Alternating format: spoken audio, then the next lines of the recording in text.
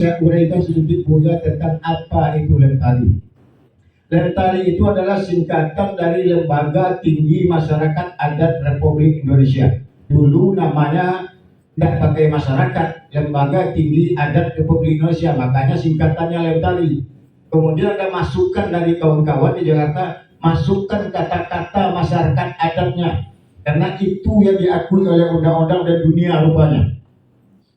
Nah, makanya dirubahlah di ADRT kita masukkan Lembaga Tinggi Masyarakat Adat Republik Indonesia. Satu-satunya lembaga adat yang ada di Republik Indonesia ini dan terdaftar di PBB sampai saat ini. Tepuk tangan dulu. Lembaga ini dicetuskan, didirikan oleh putra asli Provinsi Riau pada tanggal 6 Januari 2015 hasil rapat bermacam-macam suku dan agama di Hotel Ibis Senen Jakarta. Terbentuklah Lentari itu. Pertama ketuanya saya tunjuk oleh kawan-kawan sebagai ketuanya, dan sekjen yang pertamanya dari Papua langsung. Kawan saya Profesor Hiru Mani Utaime SH MH MBA. Setelah 3 tahun berjalan dia mundur pulang ke sana ke kampung dalam rangka membantu daerahnya pemekaran provinsi di Papua. Alhamdulillah berjalan pemekaran itu. Secara singkatnya Lentari itu sampai saat ini Bapak dan Ibu telah ada di 3 provinsi se-Indonesia, 184 kabupaten kota yang telah kita SK-kan dan sebagian sudah kita lantik. Program utama Lentari itu sebagaimana motonya adalah akan memfungsikan, akan memperlakukan dan akan mempergunakan kembali aturan hukum adat yang ada di daerah kita masing-masing sesuai dengan adat istiadat setempat, dan menjadikan aturan hukum adat itu menjadi tuan di negerinya sendiri sebagai jati diri kita. Bangsa Indonesia itu adalah orang beradat. Jadi jati diri kita bangsa Indonesia itu orang beradat, bukan berbudaya. Apa itu adat dan apa itu budaya? Saya terangkan. Adat itu adalah aturan, adat itu adalah hukum. Dengan adat kita pasti bisa membuat aturan di negeri kita. Dengan adat kita pasti bisa memberi sanksi orang yang salah. Dengan adat kita pasti bisa melarang budaya luar masuk ke negeri kita. Dengan adat kita pasti bisa menjaga keamanan kita. Dengan adat kita pasti bisa menjaga lingkungan kita. Dan banyak lain-lain halnya dengan adat itu. Budaya itu apa? Budaya itu adalah kebiasaan-kebiasaan kita. Kalau kami laki-laki itu budaya merokok, itu budaya itu merokok dong. Ada juga sebagian ibu yang merokok. Jadi budaya itu adalah kebiasaan kita. Budaya itu adalah tontonan-tontonan kita. Budaya itu adalah tampilan-tampilan kita. Tidak bisa dengan budaya kita melarang budaya luar masuk ke negeri kita. Pasti itu. Tapi kalau adatnya kita fungsikan, adatnya kita berlakukan, adatnya kita pergunakan di negeri kita sendiri sesuai dengan adat istiadat kita, kita jamin budaya-budaya luar itu tidak akan bisa masuk ke negeri kita. Pahami itu.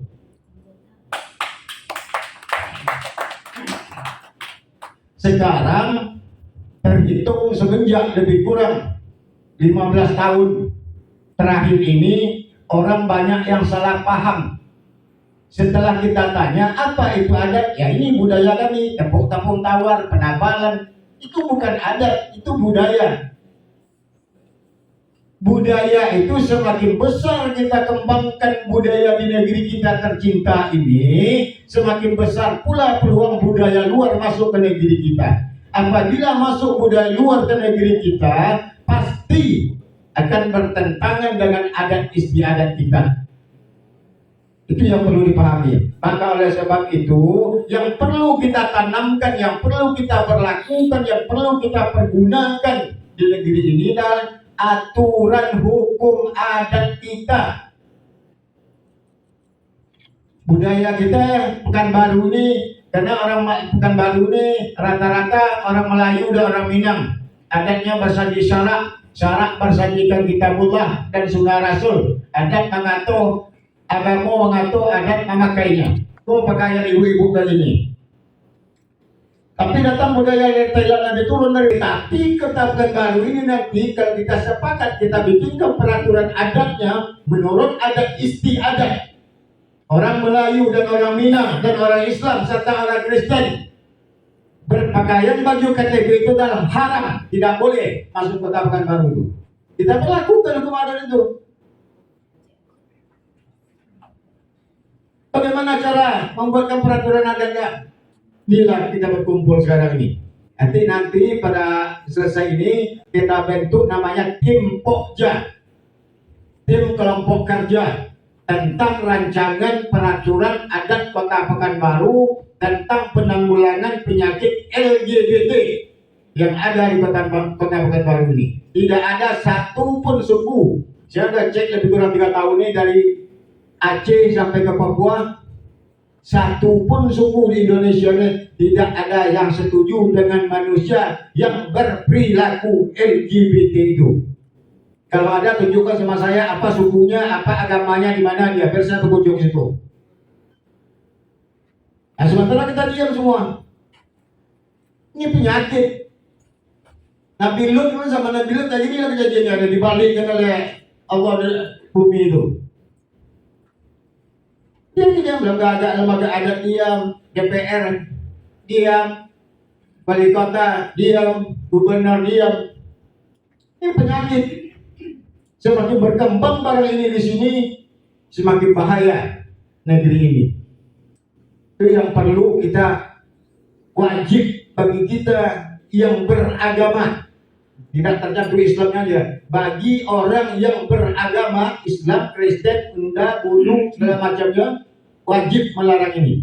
Karena tidak ada satu pun agama di Indonesia yang membenarkan perilaku itu. Tapi kita seolah-olah tutup mata. Bapak Ibu sekalian tahu ranking KAMP Provinsi Riau ini LGBT di Indonesia. Sumatera Barat ranking kelima. Di mana ada masang di sarak masang di kitabullah itu tujuan ada. Kok diam satu ini mama ada tergantung lah pengurus lembaga adatnya mengangus satu. Nah ini wajib kita kembangkan di Pekanbaru ini.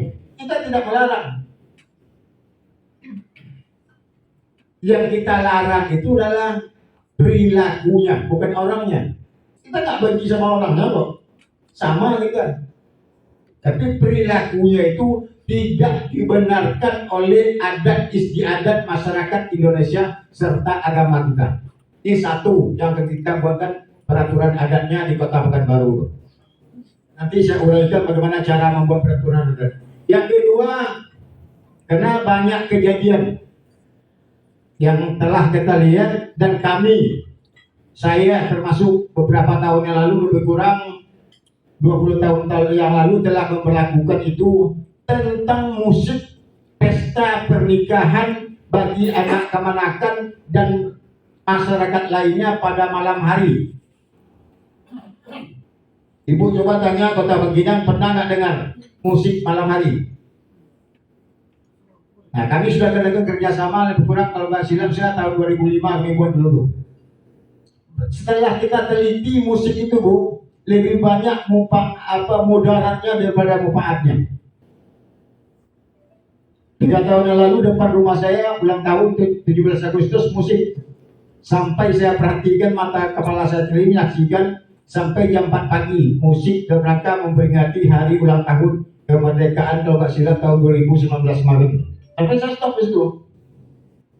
Berjoget lagi ibu di situ. Kalau pertama tuh masih lumayan dari jam 8 sampai jam 10 masih biasa nyanyi biasa jam 10 tambah dengan bir sedikit Bu. Nah sampai setengah jam 11 tambah imlek setengah. Sampai jam 12 masuk sabu sedikit. Ya Bu itu anak-anak SD kita nonton itu tengok ibu-ibu itu. Ikutlah anak-anak lagi. Kalau ini tidak kita larang nanti saya khawatir Bu Pak menular kepada anak-anak kita. Pepatah adat kita mengatakan kalau ayahnya kencing berdiri, anaknya pasti akan kencing lari. Itu pepatah adat kita mengatakan, sekarang bapak dan ibunya diajarkan anak-anaknya berjoget-joget di tempat yang ramai, tempat umum. Jadi apa anak kita nanti? Kalau mau joget-joget, nari-nari sesuatu, ada tempatnya, ada diskotik di situ, silakan. Tertutup kok, tapi jangan ditularkan dilihatkan kepada anak-anak kita. Kita nggak melarang juga, ya namanya ada orang kan punya selera gitu kan. Tapi meletakkan sesuatu itu harus pada tempatnya. Satu. Yang kedua, sering saya memperhatikan khusus ibu-ibu, tolong ditularkan ini kepada kawan-kawan kita. Dulu waktu kita kecil-kecil, kita kebetulan masih umur 40 ke atas rata-rata. Khusus kami laki-laki itu dulu di kampung kalau makan itu Bu nggak boleh berdiri Bu. Jangan kan berjalan, berdiri aja nggak boleh. Nggak berselo itu kena pukul Bu. Sekarang saya memperhatikan di TK-TK banyak ibu-ibu yang mengajarkan anaknya makan berdiri. Anaknya lagi main muter-muter suapin, akan nak makan, otak nak main habis, akan nak makan. Dari kecil anak kita ajarkan makan berdiri. Besarnya bagaimana nanti?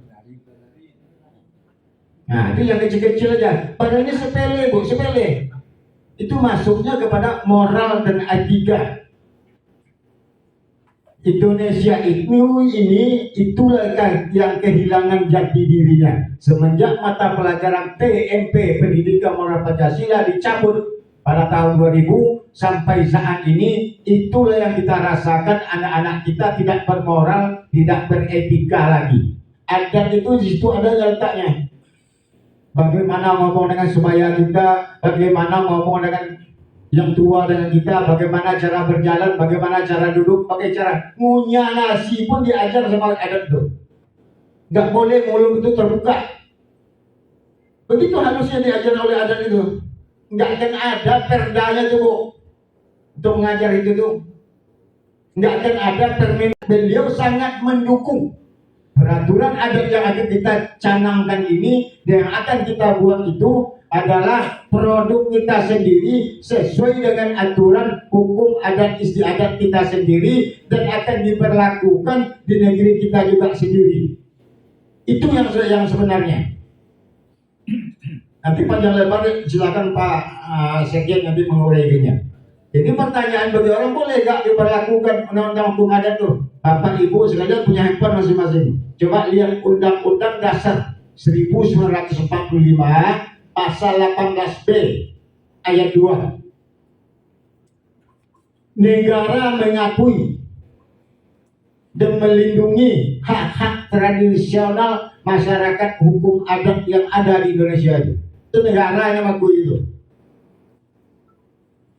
Lalu kenapa tidak kita jalankan?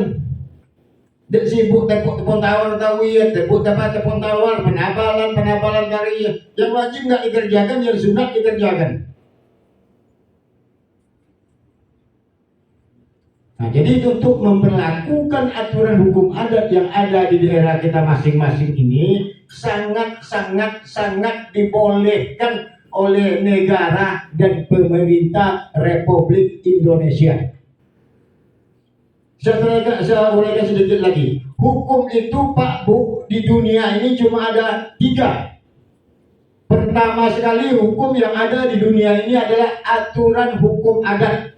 Jauh sebelum masuknya Islam, jauh sebelum masuknya agama, yang mengatur cara hidup manusia di muka bumi ini adalah aturan hukum adat. Bahkan lalu lahir ke dunia awak dalam kandungan dan menuju bulan namanya, kan? Itu adat. Menuju bulan lah kayak gini. Itu udah adat yang mengaturnya itu. Kemudian masuklah aturan hukum agama. Hukum agama ini saya perhatikan, saya selidiki, boleh dikatakan 80%, 90% hampir sama dengan aturan hukum adat sesuai agamanya masing-masing itu. Aturan hukum adat dan aturan hukum agama inilah yang mendidik kita cara berkehidupan yang baik dan sempurna. Tolong carikan saya satu aturan hukum agama dan hukum adat yang bisa menyengsarakan kaumnya. Nggak akan ada. Tetapi kalau budaya kita lihat sangat-sangat banyak budaya itu yang menyalahi dan yang menyengsarakan kaumnya. Yang ketiga, masuklah aturan hukum negara. Kita negara Republik Indonesia baru 79 tahun merdekanya. Itulah baru dimulai bikin undang-undang, bikin permendagri, bikin perbuk, bikin peraturan wali kota, bikin perda. Belum semuanya peraturan negara itu akan bisa menjangkau kehidupan masyarakat di bawahnya. Undang-undang itu dari atas dibuatnya, diturunkan ke bawah. Sementara aturan hukum adat itu diterima kita. Antara kita dan kawan duduk aja pun itu berlaku hukum adatnya. Antara kita ngomong sama kawan aja berlaku hukum adat kita. Sesama makan dengan kawan ada hukum adatnya. Aturan adat itu aturan adat itu hukum, aturan hukum adat. Makanya Profesor Jimmy Sidiki ngomong sama saya kemarin, Bang, itu kalau Datuk udah ngomong aturan, nggak usah disambung lagi pakai hukum. Saya kan sering ngomong aturan hukum adat, karena hukum aturan itu adalah hukum katanya. Saya tahu katanya pemerintah kita ini alergi dengan hukum adatnya katanya. Oh, jadi saya nggak tahu saya gitu kan. Jadi udah ada tuh ngomong aturan adat aja adalah katanya. Orang udah paham aturan itu udah pasti hukum katanya. Gak usah dia ngomong hukum lagi gitu. Pemerintah kita ini bisa tahu gitu kan. Tapi itulah yang sebenarnya hukum Indonesia itu gitu. Maka oleh sebab itu saya sampaikan lanjut Tuhan. Saya sampaikan kepada kita semua, tidak usah kita ragukan lagi untuk menegakkan aturan hukum adat itu dengan cara membuatkan perda peraturan adat daerah Kota Pekanbaru itu. Gak usah kita ragukan. Sudah 3 profesor hukum tata negara saya sudah tanya gitu. Yusril Izzamendra pernah saya tanya 2 kali, Mahfud MD sudah saya tanya sekali, Profesor Jimmy Sidiki nggak kehitung kali lagi. Bahkan dia yang minta masuk di tadi.